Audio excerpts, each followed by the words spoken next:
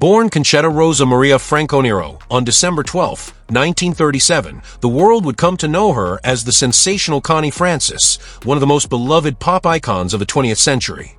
Her sweet voice and magnetic presence lit up radios and stages alike, and by the time the curtains began to close on her storied life on July 16, 2025, she had already left behind a treasure trove of musical memories and broken records. With over 200 million records sold worldwide, Connie became a global superstar, dazzling fans from Germany to Japan and Australia to the United Kingdom. In 1960, she etched her name in history by becoming the first woman ever to top the Billboard Hot 100 with her mega hit, Everybody's Somebody's Fool. That wasn't her only crowning moment. She was the first female artist to land 3 number-1 hits on the chart, with a stunning total of 53 charting songs across her career. At the time of her passing, her net worth was estimated at a sparkling $25 million, a true reflection of her iconic legacy. A Star is Born in Newark. Born on December 12, 1937, in Newark, New Jersey, Concetta Rosa Maria Franconero, later known as Connie Francis, was the first child of a proud Italian-American family.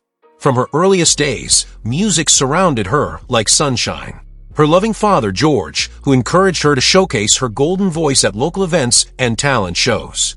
Connie's home was filled with warmth, love, and melody, a perfect setting for a budding superstar. Finding her voice on the big stage. As a child growing up in a culturally rich neighborhood, Connie became fluent in Yiddish, which later inspired her to sing in Hebrew and other languages.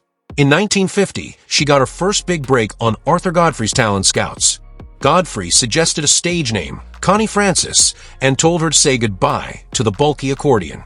With her father cheering her on, she began recording demo songs for other artists, slowly building her way into the industry. From high school to national television. While attending Newark Arts High School and later graduating as salutatorian from Belleville High, Connie juggled school with a rising presence in the entertainment world. Performing under her birth name, she made waves on NBC's Startime Kids from 1953 to 1955, setting the stage for bigger things to come. In 1955, Connie's early singles failed to chart, and despite signing with MGM Records, nothing seemed to catch fire. Yet, small victories gave her hope. She lent her voice to film soundtracks like Rock, Rock, Rock, and Jamboree, and a duet with Marvin Rainwater, The Majesty of Love, marked her first brush with success, selling over 1 million copies. The magic of Who's Sorry Now? In 1957, just as her contract was ending, Connie reluctantly recorded Who's Sorry Now?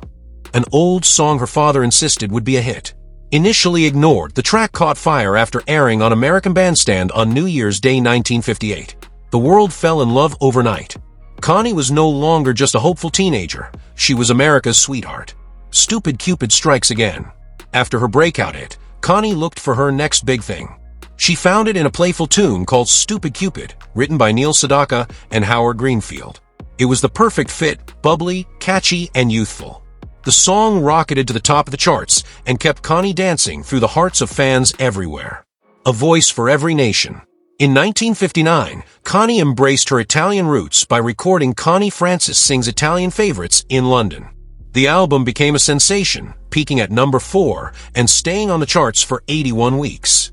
Inspired by this success, she went on to release albums of Jewish, German, and Irish favorites, becoming a pioneer in multicultural pop music, international icon, and hit machine. From Breakin' in a Brand New Broken Heart to Don't Break the Heart That Loves You, Connie dominated the early 60s. She even became a trailblazer by recording songs in over 15 languages and topping charts worldwide, especially in Germany, where Die Liebe ist ein seltsam Spiel became a massive hit. She was the first American female artist to achieve such international acclaim. Where the Boys Are, and so was Connie.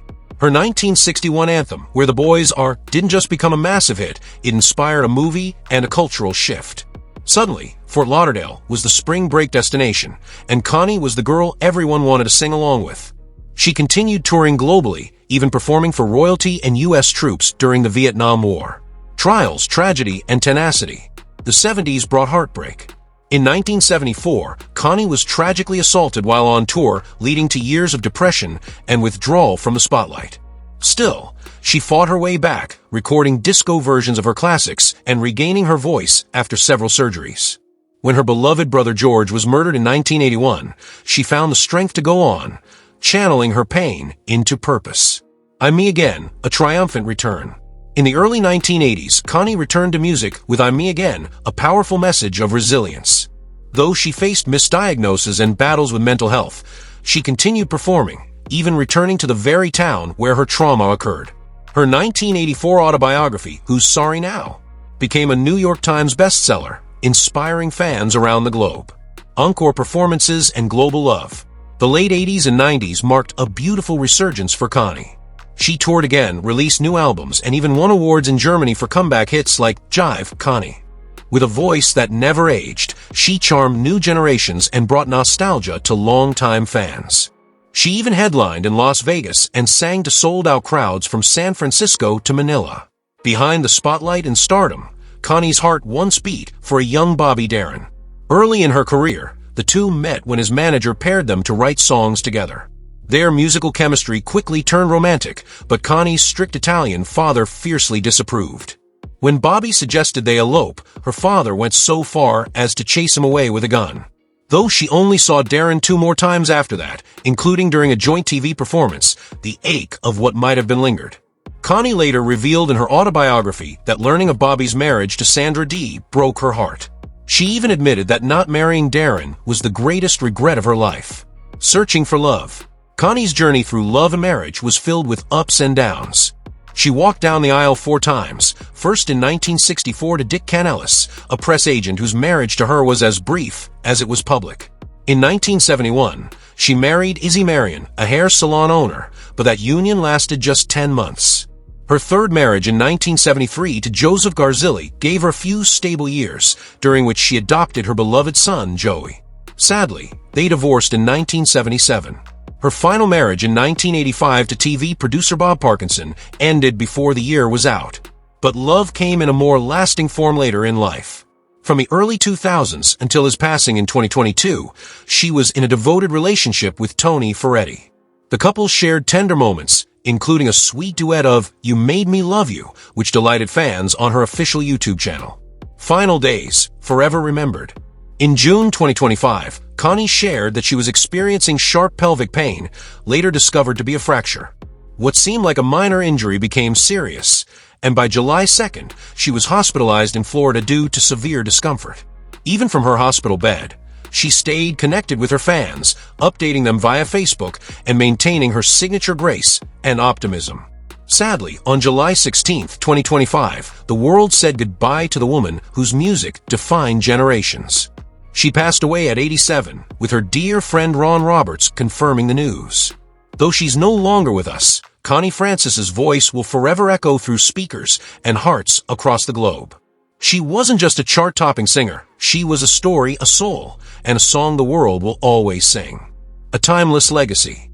Connie released her final memoir, Among My Souvenirs, in 2017. Though she retired in 2018, her songs kept finding their way back into the spotlight. In 2025, her 1962 gem, Pretty Little Baby, went viral on TikTok, touching the hearts of a whole new audience. Although she passed away that same year at 87, her music, spirit, and story continue to live on. From tear-stained ballads to joyful anthems, Connie Francis gave the world a voice that was both powerful and tender. Through every triumph and tragedy, she stayed true to the music and the magic of being herself. Rest in peace, Connie Francis.